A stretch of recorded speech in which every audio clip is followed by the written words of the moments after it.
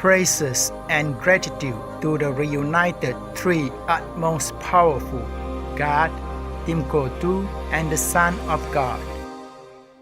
Maitreya and the Christ are one and the same individual, and he worked through Jesus by overshadowing Jesus 2,000 years ago in Palestine. His consciousness entered into that of Jesus at the baptism, and from the baptism to the crucifixion, Jesus was the Christ. And that's the most usual form for the manifestation of the teacher, the avatar. Just as the Buddha before him worked through the vehicle, the Prince Gautama, from about the age of 19, manifesting himself as one of the avatars for the previous age. This time, the Christ himself, the Lord Maitreya himself, has come into the world. He appears to people in the thought form they have of the one they are awaiting. Christians are awaiting the Christ, so they see him as the Christ. Hindus await him as Krishna, they see him as their idea of Krishna. Buddhists await him as Maitreya Buddha, the world teacher. The teacher for all groups, religious and non-religious alike. More than 3 decades ago, in 1990, a Scottish artist, author, and esoteric philosopher named Benjamin Creme, during an interview with the press, made bold statements about the coming of Maitreya, the world teacher in our current period, who will unite all religions. Long before this interview, Mr. Creme had devoted himself to preparing the way for the most extraordinary event in history, the emergence of Maitreya, identified in the ageless wisdom teachings as the Christ, the head of the spiritual hierarchy of planet Earth, and the master of all masters. For more than 4 decades, Benjamin Creme received information on Maitreya's emergence through telepathic contact with his master, a senior member of the spiritual hierarchy, as well as through direct transmitted messages from Maitreya himself. Mr. Creme traveled around the world to speak on this anticipated emergence. He also gave radio and television interviews, authored numerous books, and published regular articles in Share International, the monthly magazine he founded. Through these activities, he brought hope and joy to millions who were inspired by the Maitreya's impending emergence and the consequent transformation of the world by the creation of justice and peace through love and sharing.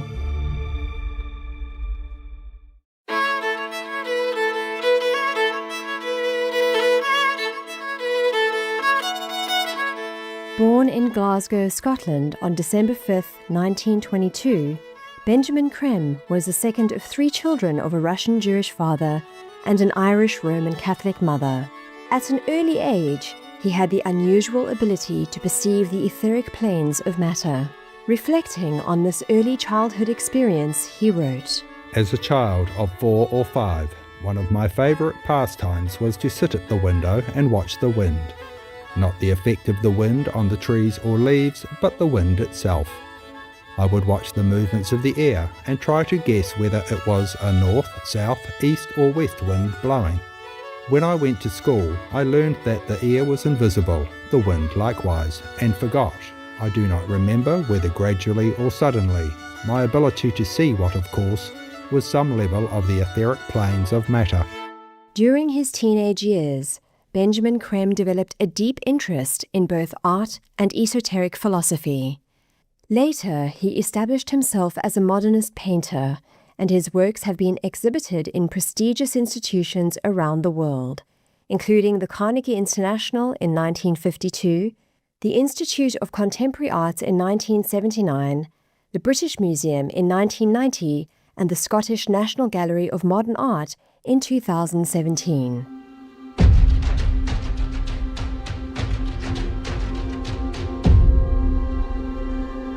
His study of esotericism began at the age of 14 when he encountered Alexandra David Neil's book, With Mystics and Magicians in Tibet. This remarkable French explorer, writer, and Buddhist practitioner traveled through Tibet in the early 20th century, reaching Lhasa in 1924, at a time when the city was closed to foreigners. Her work introduced Mr. Creme to Tibetan practices, including tummo, a technique for generating internal heat in cold conditions.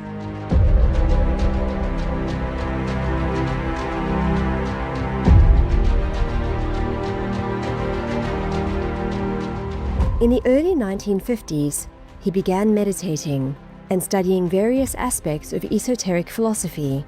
In particular, the ageless wisdom teachings first introduced in the late 19th century through Helena Blavatsky, vegetarian, and the Theosophical Society, which was further developed in the 20th century through Alice Bailey. He was also interested in the Agni Yoga teachings, developed between 1924 and 1939 through Helena Roerich, vegetarian. These works led Mr. Krem to believe in the existence of the Masters of Wisdom, a group of perfected individuals regarded as the custodians of the divine plan for the evolution of humanity on Earth. A turning point came in January 1959, when Benjamin Krem was contacted telepathically by one of the Masters of Wisdom. He received his first clear inside instruction, a directive to attend a specific meeting in London. This event marked the beginning of a sustained flow of telepathic communications between Krem and his own master. 3 months later, Mr. Krem had an unusual inner vision that he described in a 1998 interview. And then one night, in March 59, he said, "Now switch off the machine and kneel down." And he said, "Now our master, Maitreya himself, has something important to tell you." Then I had the most extraordinary experience of my life. Something which, it was so different from anything I'd experienced. A tremendous energy poured down through the top of my head, right through it, and I began to shake. And this energy was just filled my whole being and heart with the love of Maitreya. He's the Lord of love. And I sort of fell in love with the world, It was everything in it. I was a total identification with everything living in the world. And at the same time, he gave me a vision of how the Masters see reality, outside time. The way the Masters see time as the never-lasting now. And they see all the past and all the future simultaneously in the now. And that's what I was given. I was in like a huge sphere of light, standing or sitting, I don't know, but I was inside it. And on what I must say was the right-hand side, there was no sides, but it felt like over there on the right, I could see in colour all the events of the past, back and back and back. And then if I kind of turn my attention here to what would be the left-hand side, I saw all the events of the future. Likewise, in colour, I could see myself, I could see thousands of people, I could see Maitreya, I could see the crowd shouting, "Maitreya, Maitreya," I was talking to them, explaining as the whole thing was out, laid out before me like that, back and back, into the future like that. But all simultaneously. It's how the Masters can make predictions, because they already see it taking place. It's not a prediction. It's already happened on the higher spheres, and then gradually comes down through the planes until it precipitates onto the physical plane, if we take the action to make it precipitate. Yep. And that lasted for some time, I don't know how long. You were out of time? I was out of time. And I heard his words exactly like I heard my own Master's words before. And he said, very simply, he said, "I myself am coming. Sooner than anyone thinks possible. It will be in about 20 years. In the event it was 18 years. And he said, and you will have a role to play in my coming if you accept it." And that's all he said. And there was complete feeling of free will. There was no pressure of any kind. It was simply like a statement of fact. You will have a role to play if you accept it. And so I had accepted it. It was not until 17 years later that Mr. Krem started to receive intense spiritual training under the close guidance of his master. This process prepared Mr. Krem for his task of transmitting the messages from Maitreya and announcing to the world his imminent emergence. Describing the first time he transmitted a message, he wrote, "On September 6, 1977, the first public message was given at friend's house, Euston Road, London, experimentally to find out how I stood up to this kind of mental overshadowing and spiritual telepathy in public, a very different thing from the privacy of one's own group. The messages are relayed by me to the audience. No trance or mediumship is involved, and the voice is mine, strengthened in power and altered in pitch by the overshadowing energy of Maitreya. They are transmitted simultaneously on all the astral and mental planes, while I supply the basic etheric physical vibration for this to take place.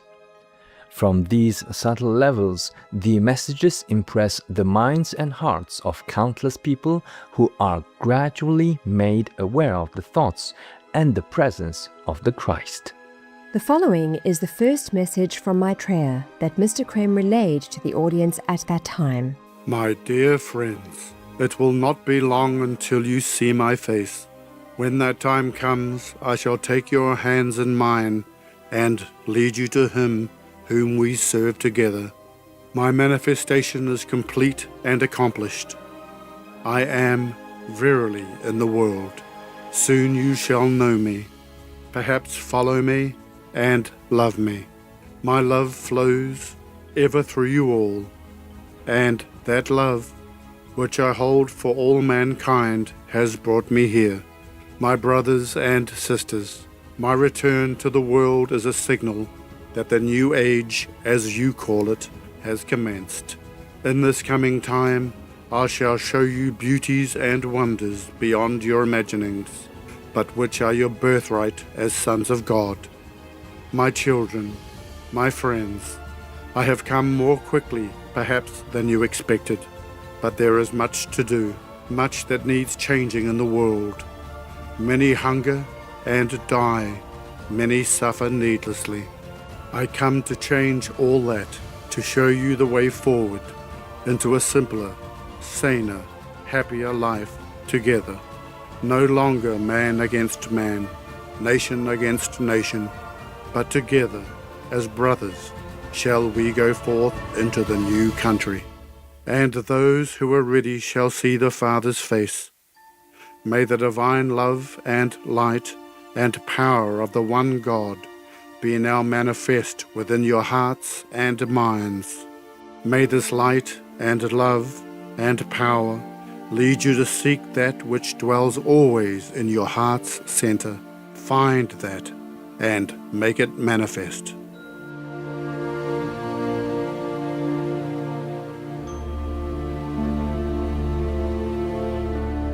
This was the first of the 140 messages that Mr. Krem received and relayed to the public in a span of 5 years. We'll continue to explore the prophetic and insightful messages from Maitreya, the world's teacher, transmitted by Benjamin Krem in the next few episodes.